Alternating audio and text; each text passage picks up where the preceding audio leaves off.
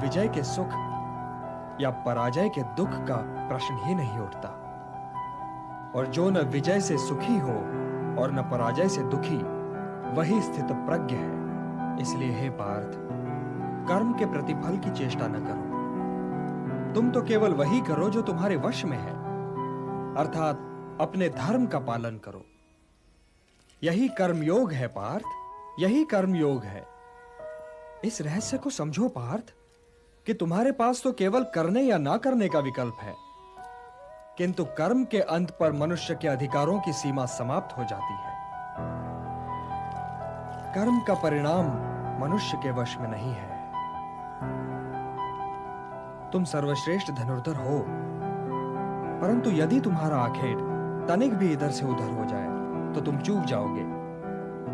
तुम्हारा अधिकार तुम्हारे वाण संधान पर है, तुम्हारा अधिकार तुम्हारी दृष्टि पर है, परंतु उस मृग पर तुम्हारा कोई अधिकार नहीं जिसकी ओर तुम वाण चला रहे हो। हे धनंजय, सत्पुरुष कभी अपने अधिकारों की सीमा का उल्लंघन नहीं करते। अर्थात अपने कर्म में स्थिर रहो पार्थ, स्थिर रहो, क्योंकि कर्म की कुशलता का ही नाम योग है। और योग क्या है केशव? योग क्या है? वही तो बता रहा था पार्थ। योग कर्म का कौशल है, मोह का त्याग कर्म का कौशल है। मोह से मुक्त होकर अपने कर्तव्य का पालन करना कर्म का कौशल है। सफलता और असफलता दोनों ही में समान रहना कर्म का कौशल है।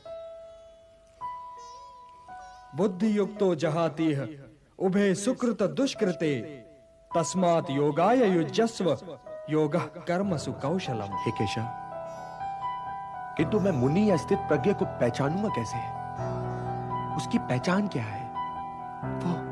वो उठता बैठता कैसे है? उसकी बोलने की शैली कैसी है केशव?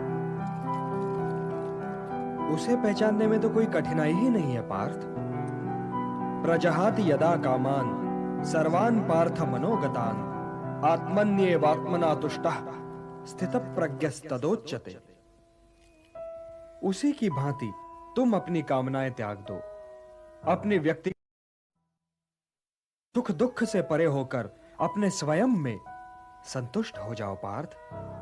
तो ना तुम्हें दुख की अग्नि जला सकेगी और न सुख की वर्षा तुम्हें भिगा सकेगी।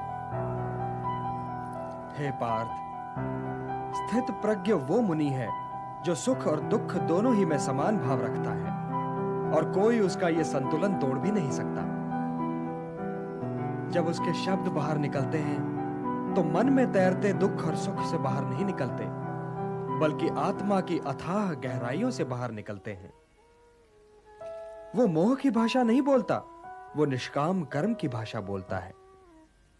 वो जब बैठता है तो कछुए की भांति अपने भीतर सिमट कर बैठता है और अपने स्वयं ही को दुर्ग बना लेता है। अर्थात उसकी इंद्रियां उसके वश में होती है, और अपनी इंद्रियों को केवल वही अपने वश में कर सकता है जिसका अपना मन अपने वश में हो। मान्य पुरुष विषय का ध्यान करता है और विषय का ध्यान उसे आसक्त बना देता है। इस आसक्ति या लगाव से काम का जन्म होता है। जब काम की पूर्ति नहीं होती तो क्रोध उत्पन्न होता है।